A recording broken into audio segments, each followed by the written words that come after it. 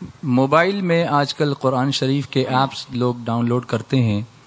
تلاوت بھی اسی سے کرتے ہیں، جیب میں اس کو رکھ کر گھومتے ہیں، اور بعض ایسا بھی موقع ہوتا ہے، بلکہ اکثر موقعوں پر ایسا ہو جاتا ہے کہ وضو نہیں ہوتا تو اس کو چھونا بھی پڑتا ہے، جیب میں لے کے جانا بھی پڑتا ہے، یا کبھی کبھی ٹوائلٹ کے اندر بھی اس کو لے کر لوگ چلے جاتے ہیں۔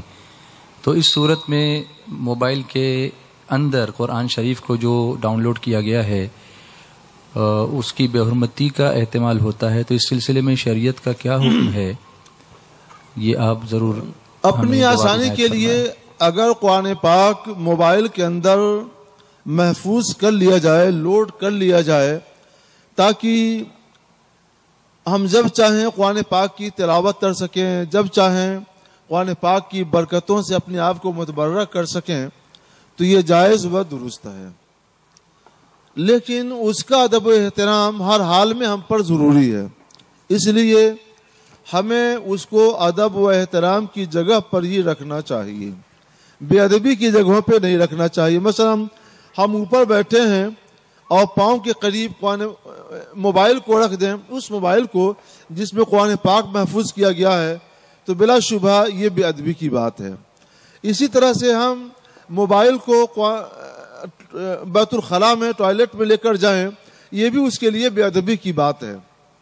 ہاں، جہاں اس کے بغیر اس کی حفاظت نہ ہو سکے تو مجبوراً حفاظت کے نقطہ نظر سے جیب میں رکھ کر کے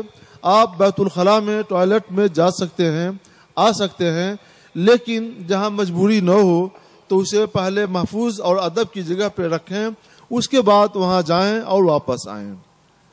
یہ لحاظ اور یہ ادب و احترام اس کا ضروری ہے۔ رہ گیا مسئلہ تلاوت کا، تو جب آپ بٹن آن کرتے ہیں تو موبائل کی اسکرین پہ ایسے ہی محسوس ہوتا ہے کہ قرآن پاک جیسے ہم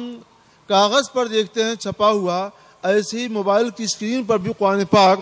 بالکل نمایاں طور پہ ہمیں نظر آتا ہے۔ اس لیے ادب کا تقاضا یہ ہے کہ بغیر وضو کے اس پہ ہاتھ نہ رکھا جائے۔ لیکن اگر تلاوت کرتے کرتے وضو ٹوٹ گیا اور آپ پڑھنا چاہتے ہیں تو آپ پڑھ سکتے ہیں، اور اگر ورق کو ہاتھ سے الٹنا یا انگلی سے الٹنا ضروری ہو تو الٹ بھی سکتے ہیں، کیونکہ یہ ورق کی طرح سے نہیں ہے۔ قرآن پاک اندر محفوظ ہوتا ہے اور اس کے اوپر ایک خاص قسم کا غلاف چڑھا ہوتا ہے، شیشہ، اور اس کے بعد ہم موبائل کو اپنے ہاتھوں میں لیے رہتے ہیں۔ تو جیسے قرآن پاک ہاتھ میں ہو اور اس کے اوپر رومال رکھ کر کے